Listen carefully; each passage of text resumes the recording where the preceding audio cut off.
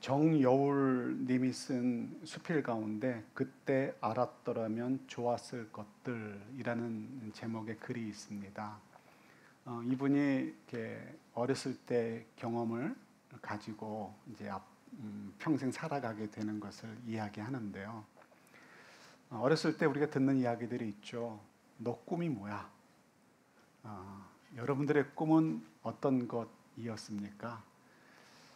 이분의 꿈은 초등학교 때까지만 해도 피아니스트가 되는 것이 꿈이었다라고 합니다.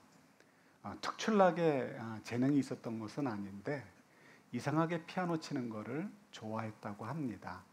그래서 열심히 치고 그 꼬마 국민학교 4, 5학년짜리 아이의 마음에 나 피아니스트 돼야지 하는 생각을 갖고 열심히 했다는 것이죠. 그런데 마침 같이 살고 있던 이모가 어느 날 이제 이야기를 합니다. 같이 이런저런 이야기하다 네 꿈은 뭐야? 라고 물었던 것 같아요. 그랬더니 이모 내 꿈은 피아니스트가 되는 거야 라고 대답을 했습니다. 이모가 격려를 해줬으면 좋았을 텐데 이모가 현실을 알려줬습니다. 네가 피아니스트가 되려고 하면 아빠가 너무 힘드실 거야. 가정 형편이 안 된다는 거죠. 이모의 입장에서는 현실을 얘기했을지 모르지만 이 어린아이의 입장에서는 아직 성숙하지 않았던 때이지만 그래도 아빠가 나를 서포트 해줄 수 없다라는 것 때문에 충격을 받게 되고 그리고 언젠가부터 일부러 연습을 게을리했다라고 합니다. 그리고는 이제 피아니스트의 꿈을 접었다는 것이죠. 이 한 가지로 끝났으면 좋았을 텐데 그것이 학습이 되어버리고 말았습니다. 그래서 어느 순간 자기를 돌아보니까 꿈을 접는 것이 자기의 일상이 되었다는 것입니다. 때로는 성적 때문에 꿈을 접어야 됐고 때로는 이런저런 이유 때문에 때로는 또 환경 때문에 때로는 사람들이 나를 어떻게 쳐다보고 말하고 평가할까 이런 생각 때문에 자기가 접은 꿈들이 너무 많다는 거죠. 그래서 어느 날 돌아보니까 자기는 꿈을 펼치기보다는 하고 싶은 꿈이 생겨도 얼른 핑계거리부터 찾고 그 꿈을 포기해 버리는 것이 자기의 일상이 되어버렸다라는 것입니다. 그래서 너무 후회가 된다는 거죠. 그래서 사실 그 아빠들이 그런 것 같아요. 지금 어느 분이 아멘 하셨는데 아빠들이 그렇죠. 엄마들도 마찬가지예요. 죄송해요. 근데 아빠들도 마찬가지인데 아빠들의 꿈이 있잖아요. 근데 결혼하는 순간부터 모든 거 다 포기하죠. 어느 날 가보면 아빠들은 사실상 엄마들도 마찬가지지만 용돈이 없어요. 그죠? 다 자녀들을 위하고 가정을 위해서 쓸 뿐이지 걔야 커피나 사 먹는 정도지. 엄마들도 마찬가지예요. 그렇게 되는 거죠. 그러면서 이제 꿈을 잃어가게 되는 거죠. 그런데 이분이 하는 얘기가 그것입니다. 후회된다는 것이죠. 자기가 이모가 그렇게 이야기를 했어도 현실을 깨닫게 해줬어도 한번 도전해 봤으면 어땠을까? 내가 한번 길을 쓰고 열심히 해보고 한번 길이 또 어딘가 열리지 않을까 도전해 보았으면 내 인생이 바뀌지 않았을까? 늘 언제나 조금만 어려움이 있거나 환경이 방해가 되어져도 사람들의 이목이 두려워서 내 꿈을 포기하는 인생을 살지 않아도 되지 않았을까 하는 그런 고백을 하는 거였습니다. 여러분들 어떻습니까? 우리가 그때 알았더라면 좋았을 것들 많이 있죠. 돌이켜보면 아쉬운 것들이 많이 있습니다. 그러나 이제 저희들이 인생을 살아온 경험이 있고 지혜가 있고 또 믿음이 있으니까 오늘부터라도 지금부터라도 우리가 포기하는 것에 너무 익숙하지 않았으면 좋겠다는 생각을 갖습니다. 믿음의 생활은 더 그렇죠. 믿음의 생활은 더 만만치 않습니다, 여러분. 그죠?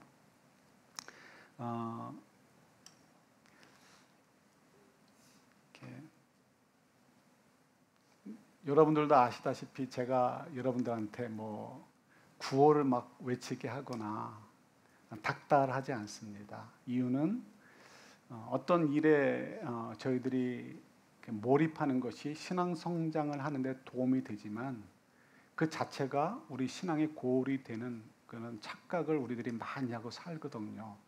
그래서 그것을 좀 피하고 싶어서 남들이 볼 때는 조금 느슨한 것 같이 보여도 본질의 문제를 가지고 씨름하려고 애를 씁니다. 그래서 늘 저희들이 자주 하는 얘기 있잖아요.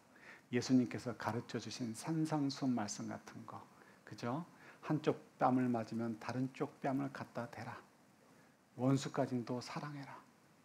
우리 그런 거 가지고 승부 걸자고 얘기하죠. 근데 참 힘이 들어요.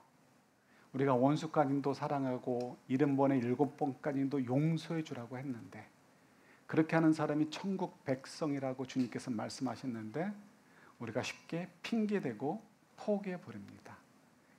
그 증거가 어디 있어요? 우리가 툭하면 부부싸움하고 툭하면 자녀들과 갈등하고 툭하면 욕하고 지난 주간에도 어느 분과 만나서 얘기하다가 이야기 중에 아이들이 왜 교회를 가지 않는가 가지고 얘기를 나누게 되었습니다. 그래서 그분은 이야기하기를 한국말을 아이들에게 가르치지 않아서 부모들이 신앙교육을 잘 전달하지 못해서 그렇다라고 진단을 하시더라고요. 일견 맞습니다. 그러나 저는 동의하지 않습니다. 거기에 물론 한국말을 한다면 더 좋은 대화를 나눌 수 있겠죠. 그러나 사실은 한국 교회를 보면 답이 나오죠. 한국 교회가 말이 안 통해서 믿음이 지금 이렇게 이어지지 않고 쪼그라들고 있습니까? 미국 교회가 영어가 통하지 않아서 젊은 세대들이 교회를 가지 않습니까? 말이 안 통해서가 아니고요. 컨텐츠가 없는 거예요. 자녀들이 보면서 나도 이래서 하나님 믿어야 되겠다.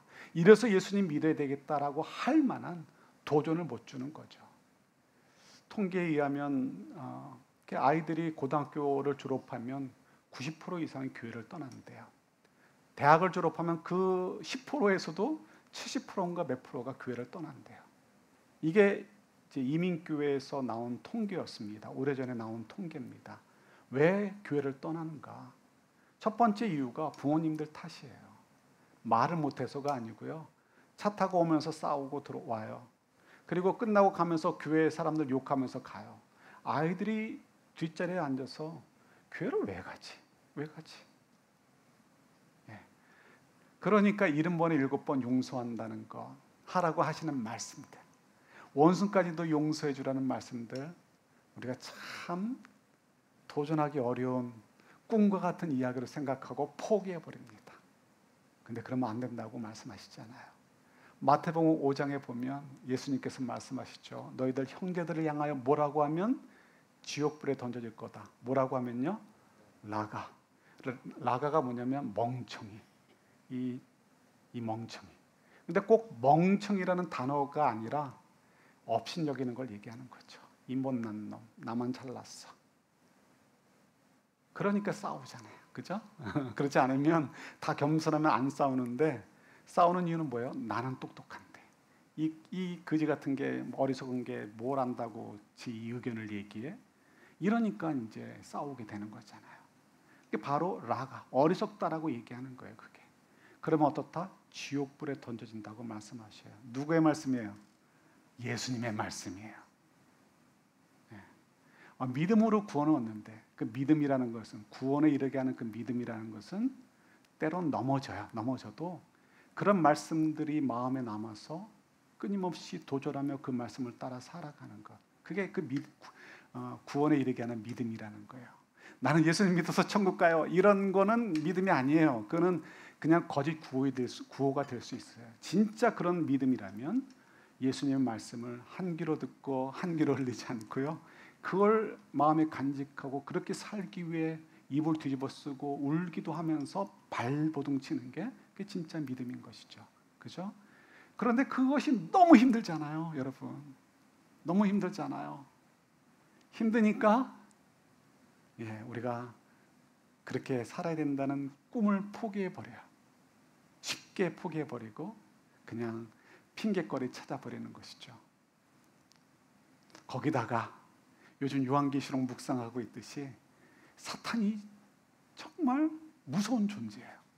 근데 그 사탄이 우리를 대적하고 우리가 그런 꿈을 이루가며 하나님과 예수님과 더불어 화목하게 살아가는 복된 인생, 가치 있는 인생을 살아가는 것을 방해한다는 것을 아니까 저희가 더 겁을 먹고 더 쉽게 포기하는 것 같아요.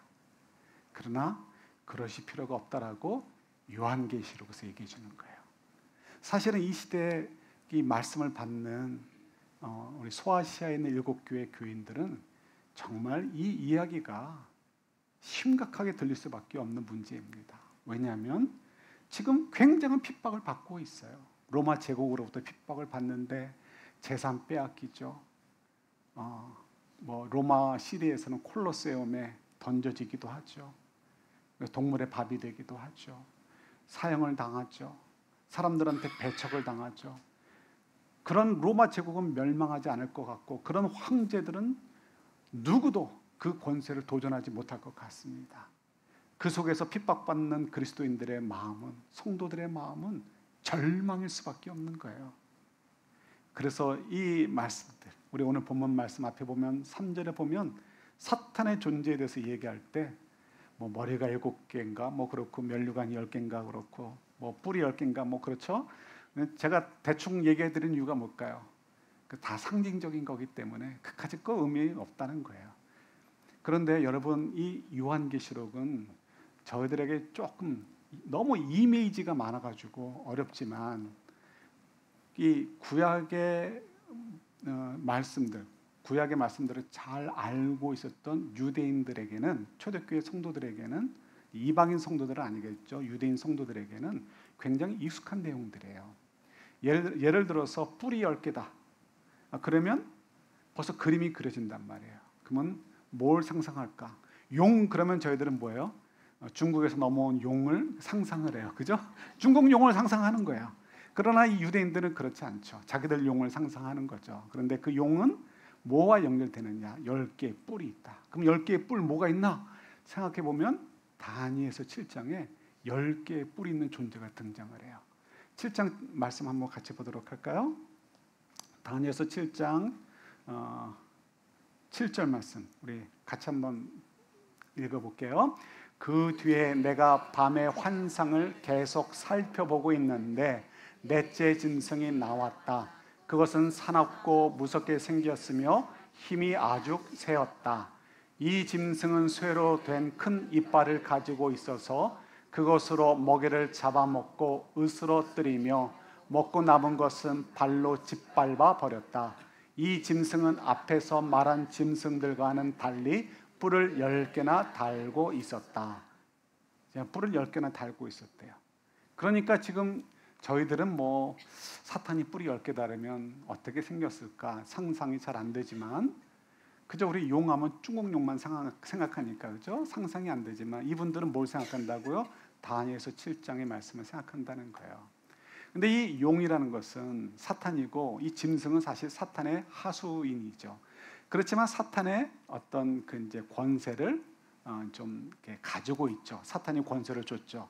그래서 이제 그 사탄처럼 뿔을 10개 달고 있다라고 표현되고 있는 거예요. 근데 이 짐승이 여러분 다니엘서 다 읽지 않았지만 짐승이 4마리가 나옵니다.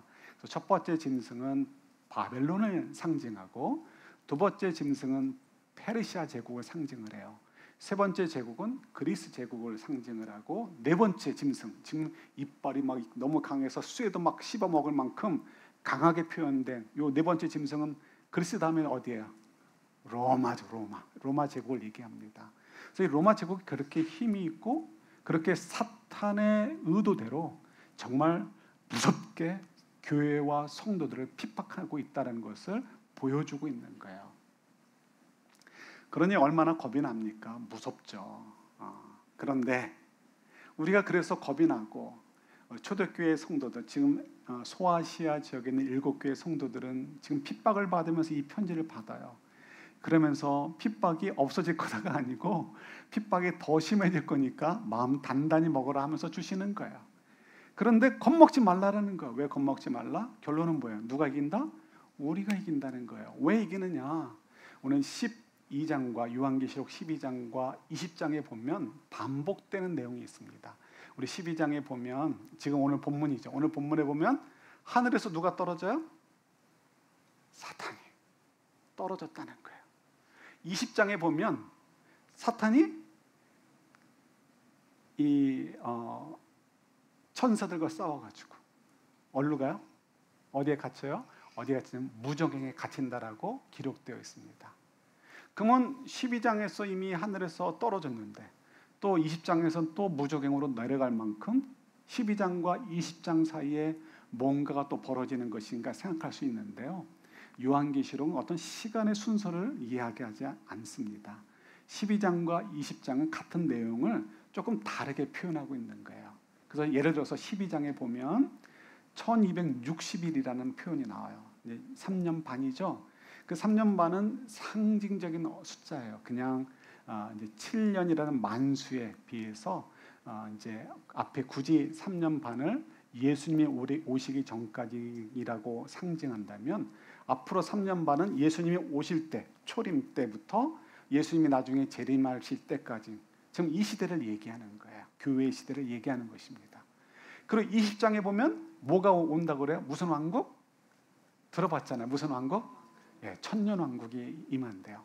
천년 왕국도 그냥 천년이 아니고 예전에는 이제 역사적 전천년설 그래가지고 진짜 이건 숫자대로 천년이다라고 이제 해석을 했는데 가만히 보니까 이제 연구를 계속하다 보니까요. 요한계시록의 내용들이 다 상징적인 언어들로 이제 은유적인 표현으로 됐다라는 것을 발견하게 된 거예요. 그래서 어떤 거는 문자로 해석하고 어떤 거는 상징으로 생각하면 안 되잖아요. 똑같이 상징으로 해석을 해야 되죠. 그래서 이것은 천년왕국은 앞에 12장에서 1260일과 마찬가지로 교회의 시대, 예수님이 이 땅에 오셨을 때부터 다시 재림하실 때까지의 시대, 예수님께서 부활하심으로 사단의 권세를 이기시고 사단을 이제 내쫓으신 거죠. 그리고 그 다음에 예수님께서 재림하셔서 온전히 모든 것을 온전하게 심판하실 때까지 그때의 사이를 교회의 시대라고 하죠. 바로 그때가 천년 왕국이고 1260일이다라고 표현하고 있는 거예요. 이게 지금 이제 메이저 이제 신학계 대부분의 분들이 이제 해석하는 방향입니다. 그래서 우리도 그렇게 받으면 좋을 것 같아요. 제 생각에도 전적으로 동의합니다. 맞는 것 같아요. 이게 다른 부분하고 다른 성경하고도 더 맞아 떨어지기도 합니다. 자, 이제 중요한 거 뭐라고요? 이 교회 시대가 있는데 지금 우리가 교회 시대에 살고 있는 거예요. 예수님의 초림 때와 재림 사이를 얘기합니다. 최후의 심판이 있을 때까지 우리가 이렇게 예수님의 대리자로서 이 세상 속에서 통치의 부분을 참여하면서 우리가 섬기면서 살게 되는 것이죠. 이 내용이 함께 되어 있고요. 또 하나는 뭐였다고요? 하늘에서 떨어졌다, 무저갱에 갇혔다. 이것은 어떤 면에서 지역적인 플레이스의 문제가 아니고요. 권세의 의미인 거죠. 하늘에 있을 만큼 권세가 있었는데 예수님이 부활하심을 통해서 우리들의 죄를 사하시고 부활하심을 통해서 이 사단의 권세를 깨셔가지고 그 권세가 확 줄어들었다는 거예요. 예수님의 재림 때 완전히 심판받을 때 끝나겠지만 그 전까지 사탄이 이 땅에서 존재하지만 권세가 어떻게 됐다? 완전히 쪼그라졌다는 거예요. 그것을 20장에서 어떻게 표현한다? 무저갱 속에 갇혀졌다라고 표현하고 있는 거예요. 그래서 우리가 비록 사탄이 져서 정말 쪼그라들었지만 여전히 우리가 사탄의 유혹을 받기도 하고 공격을 받기도 하는 이유가 거기 있는 거예요. 그러나 지금 요한계시록을 통해서 주님께서 우리에게 전하려는 메시지는 뭐예요? 사탄이 있다, 우리를 공격한다, 이거가 아니고 사탄이 어떻게 됐다? 쪼그라들었다는 거예요. 그래서 우리가 이걸 잘 기억하셔야 돼요. 사탄의 권세가 만만치 않습니다, 여러분. 로마 제국을 표현할 때 어떻게 해요? 이빨로 다 무쇠도 씹어먹을 만큼 강력하다라고 얘기하잖아요. 얼마나 강력합니까? 마치 가룟 유다가 예수님을 팔아먹을 때처럼 사탄이 와가지고 우리를 얼마든지 꼬실 수 있어요. 가룟 유다는 열심당이었을 거다라고 추정을 합니다. 열심당이라는 것은 이렇게 요즘으로 얘기하면 알카에다처럼 무장으로 테러를 일으켜서라도 이렇게 하나님 나라를 이 땅에 실현시키겠다라고 하는 아주 열정이 지나친 극우에 해당되는 이제 유대인들을 이야기합니다. 그래서 실제로 막 칼을 두고 다니면서 로마에 협력하는 사람들, 우리로 얘기하면 친일파들 이런 사람들을 암살하기도 하고, 심지어는 일본 이제 군사들 뭐 이런 사람들을 죽이기도 하는 그런 일들을 했던 사람들이 열심당이었어요. 그래서 이 가룟 유다도 열심당이었을 거라고 생각을 합니다. 근데 추정을 하는데, 그러니까 가룟 유다 입장에서는 기대가 있는 거죠. 어떤 기대? 예수님 따라다니면 혁명이 일어날 것 같은 거예요. 예수님이 이적하는 걸 봤단 말이에요. 말씀하시는 걸 들어보니까 가슴이 두근두근 거려요. 그냥 혁명가다 믿은 거죠. 그래서 예수님을 따랐는데, 혁명은커녕 나를 제물로 드리겠다라고 하시니 이거 속았다라고 생각할 거 아니에요. 그래서 가룟 유다가 이 실망이 될 때, 그때 예수님의 말씀을 기억하면서 이렇게 하나님의 뜻을 찾아갔어야 되는데 그만 사단의 유혹에 넘어가게 된 거죠. 그래서 그만 예수님을 팔아버리게 된 것입니다. 아무리 쪼그라들었어도 여전히 힘은 있어요. 그런데 그럼에도 불구하고 저희들이 또 이제 용기를 낼 수 있는 이유가 있는 거죠. 뭘까요? 사탄은 쫓겨났지만 누가 우리를 위해서 내려오셨어요? 예수님께서 내려오시고 승천하신 다음에 성령님께서 오셨죠. 그래서 우리 안에 성령님이 거하시는 거예요. 성령의 도우심을 받기 때문에, 성령과 사탄은 동급이 아니에요. 사탄은 끼케야 천사와 동급이에요. 능력에 있어서 그나마 쪼그라들었잖아요. 그런데 성령님은 하나님이셔요. 성령 하나님이신 거예요. 상대가 되지 않는 거예요. 여러분들의 심령 속에 성령이 계시는 거예요. 예, 믿으셔야 돼요. 전에도 얘기했듯이 처음에 이제 저희 교회가 통합하기 전에 제가 처음 부임한 곳은 영광교회입니다. 거기서 한 1년쯤 있다가 이제 저희가 통합을 하게 되었죠. 교회를 이제 부임을 했는데 성도님들 가운데 몇 분이 뭐 밤에 기도하면 뭐 느낌이 안 좋대요. 교회가 좀 교회 건물은 크고 좋은데 음산해요. 그래서 시커멓고 동네가 또 그러니까, 그래서 이제 그러니 들었으니 어떡해요. 이제 또 이렇게 젊은 또 패기도 있고 하니까 어떡해요. 당장 슬리핑백을 하나 샀습니다. 그리고는 이제 이렇게 철학 기도를 하는 거죠. 진짜 뭐가 있나 아닌가. 그래서 이제 기도하다가 자는 거죠. 뭐 밤새 뭐 기도할 필요는 없잖아요. 잠도 자는데 잠이 잘 안 와요. 잠을 못 잤어요. 왜 못 잤을까요? 방해가 있었어요. 모기의 방해. 모기의 방해가 있었고, 사탄 그런 건 없죠. 이 사탄이 존재하지만 우리를 이기지 못하죠. 그때 제 마음에 어떤 마음이 있었느냐. 저라고 왜 겁이 없겠습니까? 있죠. 그러나 내 안에 누가 계셔요? 성령 하나님이 계시는 거예요. 믿는 걸 생각하는 거죠. 성령 하나님이 계시니까 사탄이 날 건들려고 하면 어떻게 되는 거예요? 내가 성령의 도우심을 구하고 믿음 가운데 있다면 폭탄 건드는 거예요. 지만 박살나는 거예요. 그렇지 않습니까? 그런 믿음이 있어야 되는 거죠. 지난 주일에 방문객들이 참 많았잖아요. 그 중에 이제 두 형제와 함께 얘기를 많이 나눴습니다. 근데 그 형제들이 한국 교회가 한국의 걱정이래요. 그래서 뭐 경제가 걱정인가 했더니 한국 교회가 걱정이래요. 왜 그러니 했더니 요즘 뭐 동성연애를 합법화하는 것 때문에 막 걱정이 된대요. 그래서 좀 속으로 기특하면서도 답답했어요. 교회 지도자들의 문제라고 저는 생각해요. 우리가 여기 살아서 잘 알지만 얼마든지 그런 일들이 벌어질 수 있죠. 국가는 교회가 아니에요. 그러니까 믿지 않는 사람들도 있기 때문에 어쩔 수 없이 합법화하는 것이 뭐 방법이 없을 수 있습니다. 그러나 정말 교회의 문제는 그게 아니라고 저는 생각해요. 우리 지금 베이에어리에 있는 교회들의 문제가 뭐예요? 미국 교회의 문제가 뭐예요? 동성연애자들이 많아져서 교회가 문제입니까? 아니죠. 교회가 힘들어질 때 뭐라고 해요? 사람들이. 교회들이 성도들이 줄어들고 싸우는 거가 되게 많아요. 우리 성도님들 가운데 어느 분은 한쪽만 나오시고 한쪽이 안 나오셔요. 안 나오시는 한쪽 왜 안 나오실까? 오랜 전에, 여러 해 전에 교회 생활을 했었는데 교회에서 싸움이 벌어졌대요. 그거 보니까 정념이 떨어지는 거죠. 저 같아도 가기 싫을 것 같아요. 그러니까 교회 안 나간다는 거예요.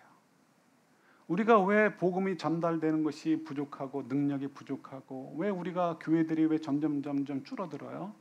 동성연애 때문이 아니에요.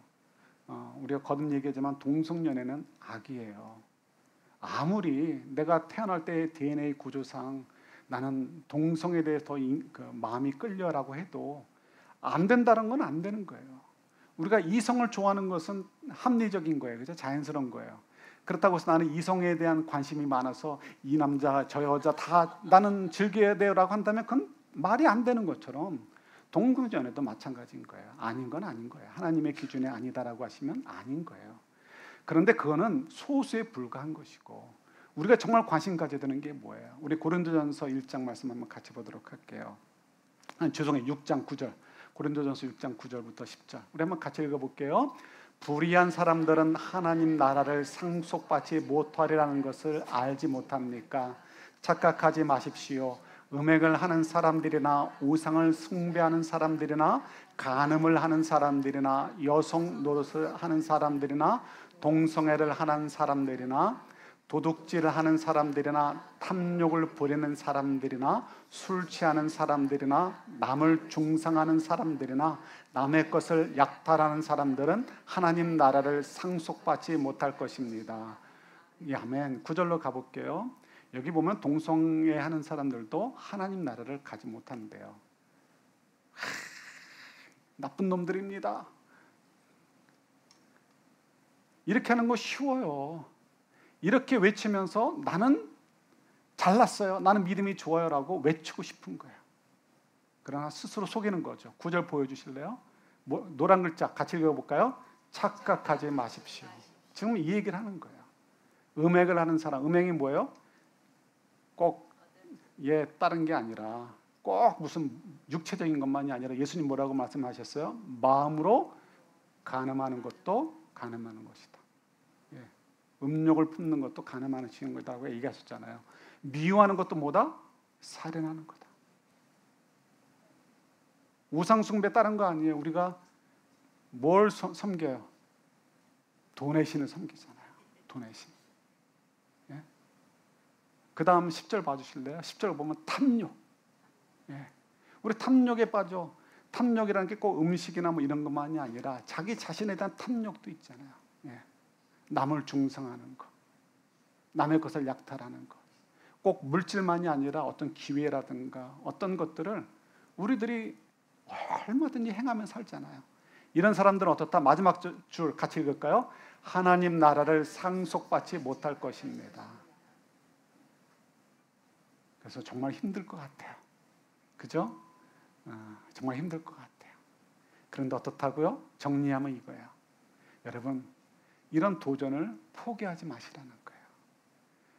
그때 일찍 알았더라면 좋았을 것. 우리 지금이라도 기억하며 살자는 거예요. 뭐야?